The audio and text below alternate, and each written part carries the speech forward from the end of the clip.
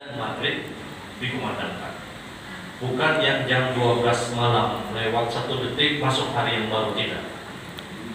Tapi masuk hari di dalam Islam itu adalah ketika adzan maghrib dikumandangkan.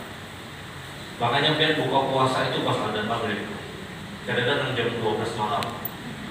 Karena pergantian hari itu adalah pada saat adzan maghrib dikumandangkan. Dan dalam Islam yang namanya masuk kepada hari yang baru adalah ketika adzan maghrib dikumandangkan. Nah, seorang bayi yang lahir misalnya di saat adzan maghrib tadi dikumandangkan, maka tergolong dia dihitung masuk lahir hari Kamis. Adzan maghrib tadi dikumandangkan, kemudian lahir seorang bayi, maka dihitung Kamis itu hari pertama. Kalau dia ingin akikah pada hari yang ke-7, Kamis, Jumat, Sabtu, Ahad, Senin, Selasa, Rabu penyembelihan kambingnya. Acaranya hendak hari apa aja terserah. Karena yang ditekankan akikah itu adalah penyembelihannya, yaitu terjadi pada hari yang ke-7, 14 ataupun 21 kata Rasulullah. Terus bahwa anhu yaumus sabi, penyembelihan dilakukan pada hari yang ke-7 atau Rabi'at Asyar di hari yang ke-14 atau Ihda Ishrin di hari yang ke-21. Itu penyembelihannya. Kalau hendak acaranya hari yang ke-11, ke-12 terserah. Penyembelihannya hari yang ke-7. Kemudian kebetulan misalnya hari yang ke-7 itu hari Rabu. Sementara dia ingin incar hari Ahad aja misalnya acaranya, ya boleh. Sementara yang penting itu penyembelihannya terjadi pada hari yang ke-7. Kemudian dia simpan dagingnya, kemudian di hari Sabtu atau di hari Ahad dia olah misalnya untuk dia sajikan. Poinnya adalah masuk hari yang baru itu adalah ketika adzan maghrib dikumandangkan. Waktu maghrib ini waktu yang dijadikan perhatian khusus oleh Nabi SAW, khususnya menjelang maghrib. Nabi SAW ingatkan kepada kita semua. Kata Rasulullah, "Idza janu minal laili faqufu sibyanakum, fa inna hina tantashara syaitan wa aghliqul baba bismillah." Kata Rasulullah SAW, ketika menjelang maghrib, hampir maghrib kata Nabi, kalian hati-hati kata Rasulullah. Hati-hati menjelang maghrib itu kata Nabi. Karena di saat itulah tantasyur syaitan. Syaitan itu sedang banyak-banyak menjelang maghrib. Kekuatan syaitan itu berlipat kapan? Menjelang maghrib. Dan wallahu a'lam ini terbukti kata para ulama secara kasat mata dan kadang dirasakan perubahan warna langit. Ketika matahari itu terbenam, itu muncul seakan-akan warna kemerah-merahan. Dan itu isyarat dan penekanan yang sangat kuat. Iblis dan syaitan-syaitan itu tercipta dari api. Sehingga korelasinya kata para ulama, hubungannya dengan beberapa hadis-hadis Nabi SAW adalah ketika menjelang maghrib itu syaitan berlipat, dia tampakkan kekuatannya. Maka hati-hati kalian kata Rasulullah. Rasulullah SAW ketika mengingatkan kepada kita semua, karena ketika itu kejadian pada diri Rasulullah SAW. Dia mungkin sering mendengar cerita bagaimana Nabi SAW itu pernah disihir oleh seorang perempuan Yahudi.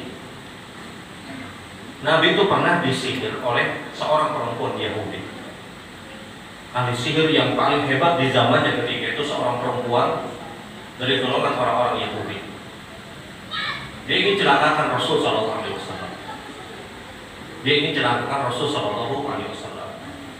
Dan qadar Allah, masya Allah, takdirkan memang ketika itu Nabi maskur, Nabi tersihir dari seorang perempuan Yahudi yang waktunya ketika itu terjadi pada saat menjelang maghrib. Nabi disebutkan kehilangan kesadaran pada saat terjadinya sihir itu menjelang maghrib. Ada yang dikirim oleh seorang perempuan yang dia adalah ahli sihir, yang dia incar Nabi SAW untuk dia celakakan. Dan masyhur pada saat itu perempuan itu perempuan yang dia tidak pernah gagal ketika dia menyihir, tidak pernah gagal. Dia benar-benar bersekutu dengan iblis. Dia benar-benar bersekutu dengan iblis. Dia punya sekian banyak ratusan anak buahnya yang dari syaitan, dari jin. Dan dia punya kekuatan yang sangat dahsyat kalau dia sihir, kalau dia menyihir. Nah, perempuan ini dia ingin celakakan Rasul Sallallahu Alaihi Wasallam. Dia ingin habisi Nabi Sallallahu Alaihi Wasallam. Dia sihirlah Rasul Sallallahu Alaihi Wasallam. Namun efek yang diterima oleh Nabi Sallallahu Alaihi Wasallam pada saat itu adalah beliau tidak celaka, tapi beliau masyhur, beliau tersihir. Maka di antara efek yang terjadi pada diri Nabi Sallallahu Alaihi Wasallam di malamnya, ya Nabi sholat biasa, tidak masalah. Tapi masalah muamalah ini yang tidak bisa dilakukan oleh Rasul Sallallahu Alaihi Wasallam. Masalah ibadah tidak terganggu dengan sihirnya orang ini. Nabi sholat, Nabi zikir, Nabi ibadah dan yang lain. Tapi masalah muamalah ini yang akan terganggu pada saat itu. Yang di antara terganggunya kehidupan Nabi 1 atau 2 hari, sekian hari itu adalah Nabi seakan-akan mendatangi istri beliau, padahal beliau belum mendatangi istri beliau. Nah, ini yang terganggu pada saat itu. Tapi ibadah semuanya tidak ada yang terganggu. Semua ibadah tidak ada yang terganggu. Tapi muamalah Nabi dengan istri-istri beliau ini yang terganggu pada saat itu. Ketika Nabi dalam kondisi yang demikian,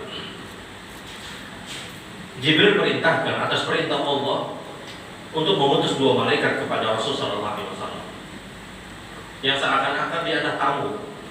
Dan Rasulullah tidak tahu ini malaikat. Datanglah 2 malaikat kepada Nabi yang dia menyamar menjadi seorang manusia biasa. Rasulullah ketika itu terbaring. Rasulullah SAW terbaring, kemudian duduklah 1 orang di dekat Rasulullah, dan 1 malaikat lagi duduk di dekat kakinya Rasulullah SAW dengan wujud seorang manusia. Rasulullah ketika itu hanya bisa memejamkan mata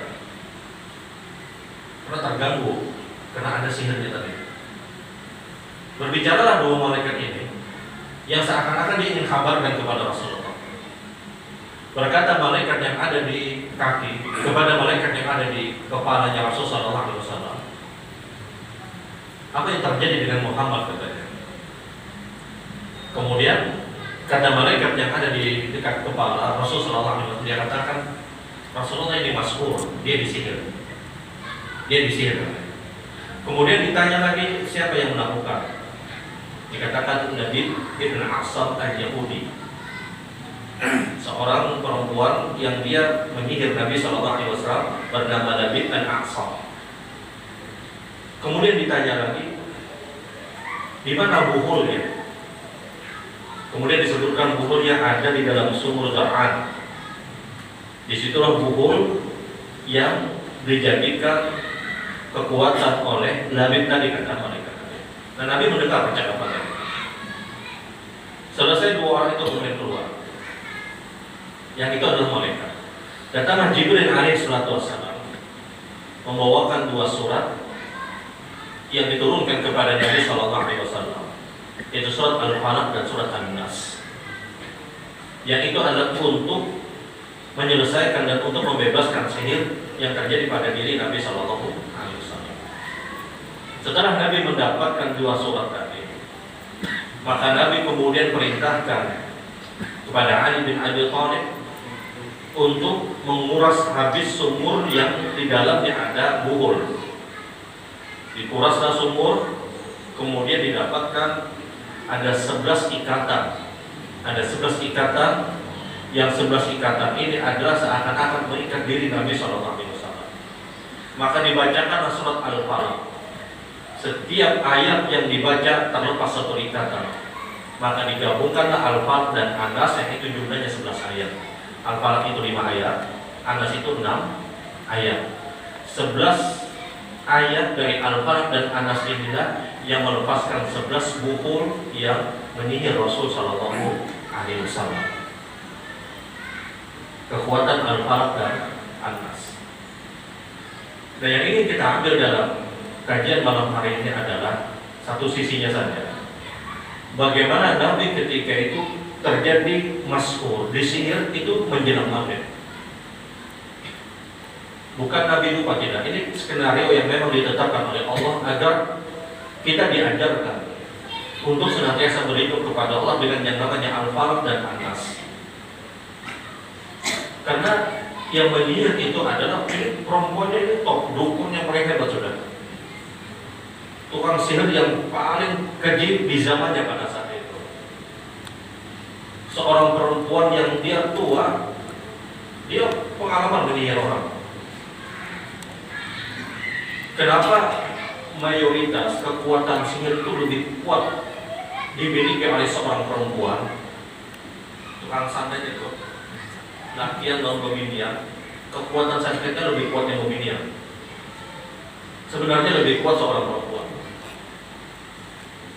Ini dukun ada yang lakian, ada yang pemilihan.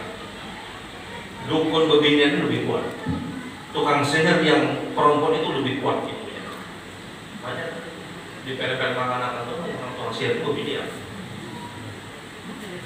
Itu fakta terjadi di zaman Nabi Sallallahu Alaihi Wasallam.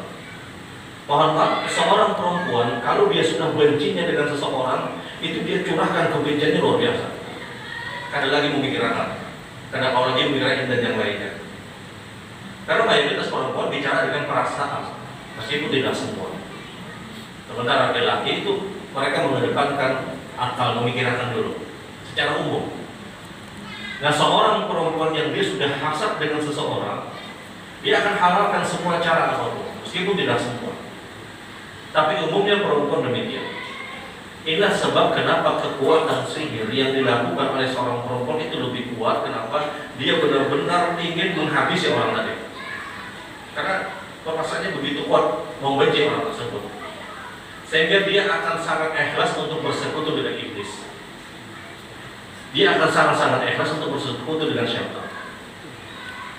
Makanya penyihir yang mampu menjebol, menyihir Rasulullah SAW ketika itu seorang perempuan Yahudi, Sama kejadian ketika Nabi SAW itu diracun. Bukankah yang meracun juga seorang perempuan Yahudi? Seorang perempuan Yahudi. Dan yang ingin kita ambil adalah kejadian disihirnya Nabi SAW pada saat itu adalah menjelang maghrib. Karena di saat itu kata Nabi, kekuatan setan itu berlipat. Makanya bahasa hadis Nabi tantasirus syaitan. Menjelang maghrib itulah setan benar-benar punya kekuatan penuh. Dan dia sedang banyak-banyaknya, kata Rasulullah. Sedang banyak-banyaknya setan itu adalah ketika menjelang maghrib. Dan Rasul memberikan peringatan kepada kita. Jadi kalau kita biasa zikir pagi, zikir petang, aman insya Allah. Tapi yang tidak biasa zikir pagi, zikir petang, hati-hati. Dia akan sangat mudah digoda oleh syaitan. Paling tidak di waktu petang itu kita baca ayat kursi, Al-Ikhlas, Al-Falaq, An-Nas, itu paling tidak. Untuk apa? Untuk melindungi diri kita. Paling tidak anak-anak kita, bayi-bayi yang kita miliki, yang ada di rumah, kita bacakan ayat-ayat ini. Kita bacakan surat Al-Ikhlas, Al-Falaq, An-Nas. Kita bacakan ayatul kursi. Untuk apa? Untuk memberikan perlindungan. Mohon maaf, kita tidak tahu siapa yang hasad dengan kita, siapa yang dengki dengan kita. Kita kadang ada orang memuji kita, kadang-kadang dia juga adalah orang yang hasad. Kadang dia puji kita, padahal dia adalah orang yang hasad. Agar apa? Agar kita lupa ini nikmat yang diberikan oleh Allah, yang hasilnya ketika orang itu lupa, dia akan dapat musibah. Rasul pernah ingatkan, al-ainul haqqun. Mata yang hasad itu benar terjadi, kata Nabi. Kalau bukan karena takdir Allah, maka ainul hasad, mata yang hasad itu yang akan menggabungkan. Maksudnya, mata pandangan orang yang hasad itu terjadi, kata Nabi. Setiap orang yang hasad ini memandang kenikmatan orang lain, orang itu akan ada musibah. Kalau bukan takdir Allah yang menyelamatkan orang ini, maka dia kena musibah, kata Nabi. Mau masuk. Tapi rumah pen biar mau bismillah 10 kali itu kalau dikunci bisa dimasuki maling. Bismillah aja 10 kali. Saya tanya nggak mau masuk ya. Saya tanya masuk ke bismillah, malingnya masuk ke bismillah juga. Ya artinya ini gambaran bagaimana iblis setan itu lemah. Setan kita bacakan a'udzubillahi bikalimatillah ta'ala min syarri ma khalaq, itu lari. Sebenarnya kita tidak perlu untuk khawatir, takut dengan yang namanya iblis, dengan yang namanya syaitan. Semakin kita takut, mereka semakin sombong dan semakin kuat. Lewat di tempat-tempat kantor misalnya, kedua yang bola setengah sendiri. Semakin bangga, semakin sombong setan. Setan yang bacakan a'udzubillahi minasyaitonirrajim, mereka akan kabur. Jangankan itu, kita baca bismillah tawakkaltu 'ala Allah la haula wala quwwata illa billah. Keluar dari rumah kita, tidak ada setan yang mendekati kita. Lemahnya syaitan. Lemahnya syaitan. Setan itu lemah. Jin yang biasanya sangar, indah, yang lainnya, dia lemah.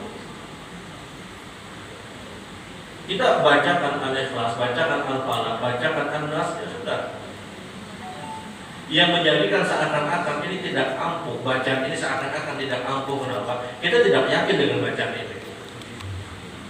Yang seakan-akan kita sudah baca ayat kursi masih takutan juga, karena kita tidak yakin dengan apa yang kita baca.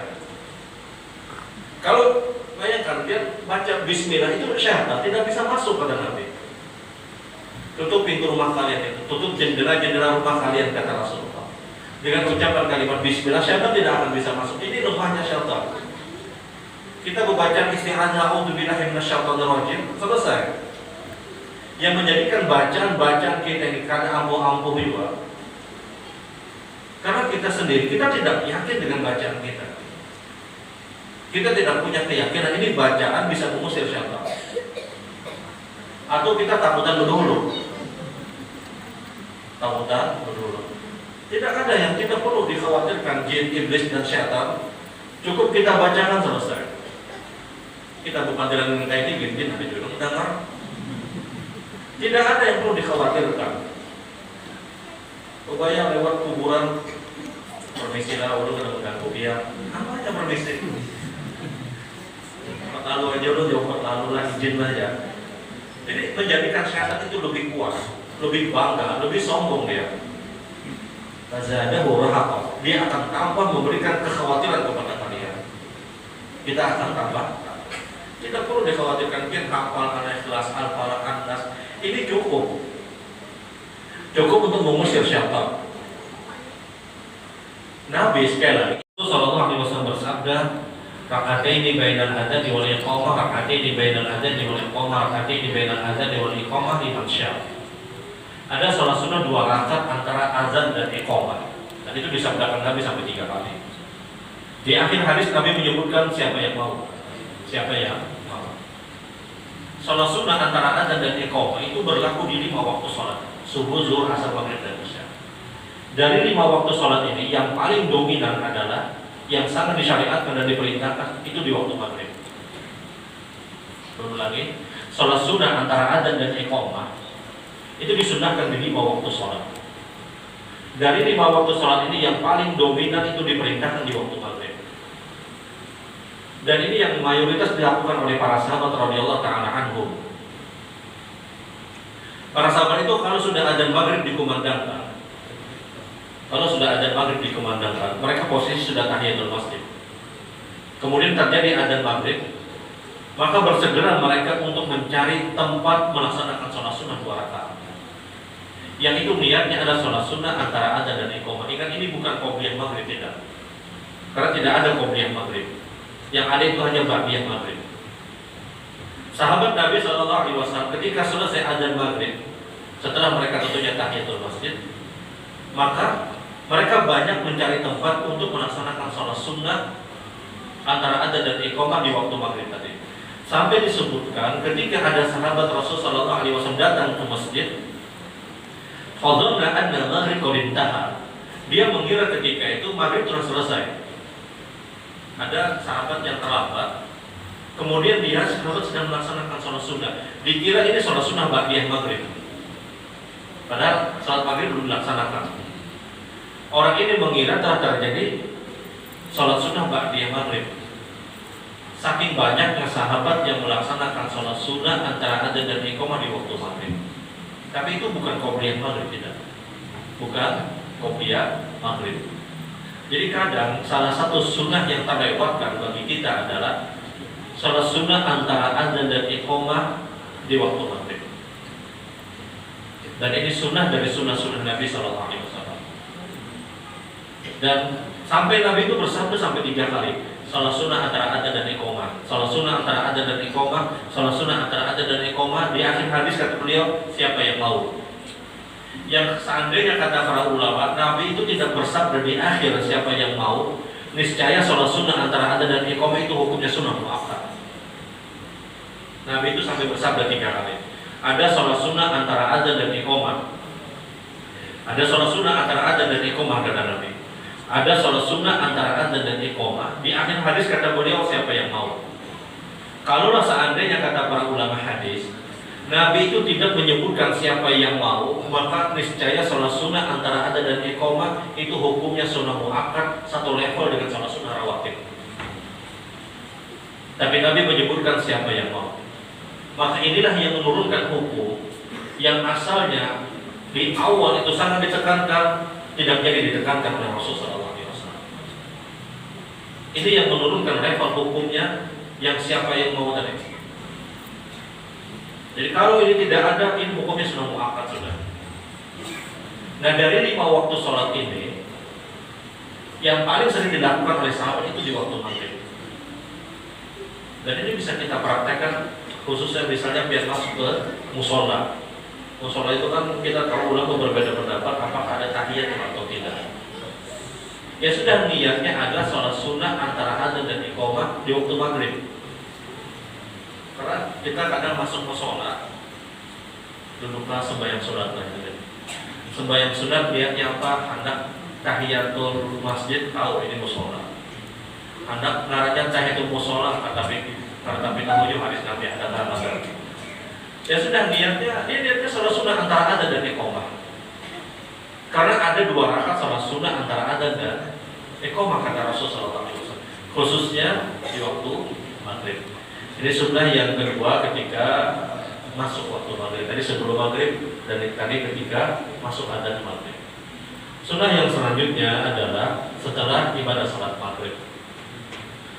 Setelah ibadah salat maghrib kita tahu salah satu zikir yang dikhususkan dan ini masyhur adalah membaca kalimat la ilaha illallah wahdahu la syarika lahu mulku wa lahul hamdu yuhyi wa yumiitu wa huwa 'ala kulli syai'in qadir.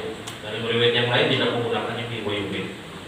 Kata Rasul, man qala la ilaha illallah wahdahu la syarika lahu mulku wa lahul hamdu yuhyi wa yumiitu wa huwa 'ala kulli syai'in qadir. Kata wallahu lahu asyra hasanatin mujibah ma'a anu asyra sayyi'atin mawdiqah rafa'allahu lahu asyra darajat وَهُرِزَ لَهُ مِنْ كُلِّ مَكْرُوهٍ وَهُرِزَ لَهُ مِنَ الشَّيْطَانِ الرَّجِيمِ وَكَانَ ذَلِكَ كَعَدْلِ 10 رِقَابٍ وَإِذَا أَنَّهُ ذَنبًا لَا يَضُرُّهُ إِلَّا شِرْكٍ. Tadi rijlah. Kata Nabi SAW, siapa yang selesai ibadah salat maghrib, kemudian dia membaca kalimat la ilaha illallah wahdahu la syarika lahu mulku wa lahul hamdu yuhyi wa yumiitu wa huwa 'ala kulli syai'in qadir. Dia baca 10 kali kata Rasulullah, maka dia mendapatkan pertama 10 pahala besar yang mewajibkan dia untuk berada dalam surga. Yang kedua kata Nabi, dihapus 10 dosa yang membinasakan. Yang ketiga kata Rasulullah, diangkat 10 derajat. Yang keempat kata Nabi, orang ini akan dijaga oleh Allah dari semua apapun yang dia benci di hari itu. Yang kelima kata Rasulullah, orang ini akan dijaga dari tipu daya syaitan. Yang keenam kata Nabi, orang ini seakan-akan dia membebaskan 10 orang budak. Yang ketujuh kata Rasulullah, kalau seandainya di hari tersebut dia adalah orang yang melakukan perbuatan dosa, maka dosa dia tidak akan mendatangkan musibah kecuali dosa syirik. 7 keutamaan. Di sini saya riwayat Imam Abi Daud Diriwayatkan oleh Imam Tirmidzi, disahihkan oleh Imam Muslim. Syaratnya kata Nabi tadi adalah posisi kakinya tetap bertahan sebagaimana di tasyahud akhir. Habis salam, Assalamualaikum warahmatullahi wabarakatuh, istighfar dulu, astagfirullah. Allahumma antas salam wa minkas salam, tabarakta ya dzal jalali wal ikram. Langsung sambung, la ilaha illallah wahdahu la syarika lahu, lahul mulku wa lahul hamdu, yuhyi wa yumiitu wa huwa ala kulli syai'in qadir. Dia baca 10 kali. Hasilnya dia dapat 7 keutamaan tadi. Dicatatkan 10 pahala besar yang mewajibkan dia berada dalam surga. Dihapus 10 dosa yang membinasakan. Kemudian kata Nabi diangkat 10 derajat. Urizalnya min kulli makruh, dilindungi dari semua apapun yang dia benci, kekhawatiran, ketakutan, waswas dan yang lainnya. Urizalahu minasyaitonir rajim, dijaga dari tipu daya syaitan. Karena ka'ada asyurriqah, seakan-akan orang ini telah bersedekah dengan membebaskan 10 orang budak. Harga budak itu mahal. Yang ketujuh kata Nabi, wa idza annahu dzamban, kalau dia melakukan perbuatan dosa juga di hari itu, dosanya tidak akan pernah mendatangkan musibah kepada dia, kecuali dosa syirik. Syaratnya sadar jelas. Posisi kakinya tetap bertahan sebagaimana dia di tasyahud akhir. Kalau sudah untuk membaca tadi, anak bersila silahkan. Ini sunnah. Yang kadang terlewatkan, yang kadang terlupakan oleh sebagian orang. Tinggal kita paling bertahan sabar 2 menit, 3 menit mungkin selesai bacaan tadi. Hanya melipat batis kita, hanya kita bersila. Tinggal baca astagfirullah 3 kali, Allahumma antas salam wa minkas salam, tabarakta ya dzal jalali wal ikram, la ilaha illallah wahdahu la syarika lahu, lahul mulku wa lahul hamdu, yuhyi wa yumiitu wa huwa ala kulli syai'in qadir. 10 kali dia baca. Dalam riwayat yang lain tidak menggunakan yuhyi wa yumiitu. Tapi yang disebutkan 7 keutamaan tadi adalah yang memasukkan yuhyi wa yumiitu. Ya, ada 2 yang la ilaha illallah wahdahu la syarika lahu, lahul mulku wa lahul hamdu wa ala kulli syai'in qadir. Boleh, itu ada hadisnya. Tapi yang disebutkan 7 keutamaan tadi adalah orang yang memasukkan kalimat yuhyi wa yumiitu. Tidak repot, kita tinggal baca dari tinggal paling 3 menit selesai, ya sudah, dia dapat keutamaan tadi. Sayang, ini fadilahnya besar. Dan itu hanya didapatkan di waktu salat maghrib dan di waktu salat subuh. Hanya di waktu maghrib dan di waktu subuh. Dan saban hari insya Allah kita mendapatkannya. Jadi zikir yang kadang dilewatkan karena mohon maaf sebahagian kita obat untuk salat itu berpikirnya kalau kadang bersila atau berpikirnya hendak mundur ke belakang. Tinggal dia praktekkan hadis ini, dia dapat 7 keutamaan. Coba lihat, 10 orang budak dibebaskan, seakan-akan dia bersedekah dengan membebaskan 10 orang budak. Bilal bin Rabah ketika dibebaskan oleh Abu Bakar As-Siddiq, ketika itu Abu Bakar harus keluar uang kurang lebih 9 ukiah dari emas, kurang lebih hampir 500 gram emas. Kalau dia dihargai 10 orang budak, seakan-akan dia bersedekah dengan 5 kilo emas. 5 kilo emas. Jika dia baca la ilaha illallah wa la syarika lahu, lahul mulku wa lahul hamdu, yuhyi wa yumiitu wa huwa ala kulli syai'in qadir. Tadi rejlek, posisi kakinya tetap bertahan sebagaimana di tasyahud akhir, dan itu berlaku di subuh dan juga di waktu maghrib. Dan ini dalil juga kata para ulama, posisi duduk tawarruk itu lebih kuat dibandingkan iftirash ketika subuh. Ketika subuh, bukankah subuh ada yang iftirash, ada yang tawarruk? Ada yang seperti tasyahud akhir, ada yang seperti tasyahud awal, yang 2 rakaat.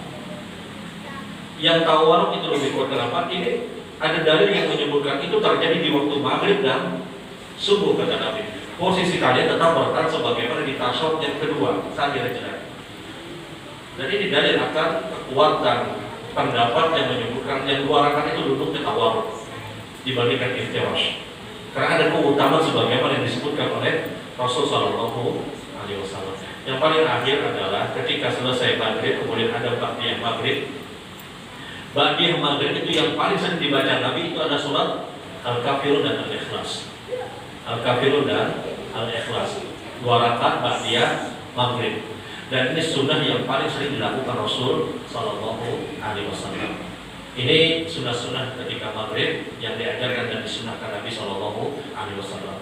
Subhanallah wa bihamdihi asyhadu an la ilaha illa anta astaghfiruka wa atubu ilaik. Assalamualaikum warahmatullahi wabarakatuh.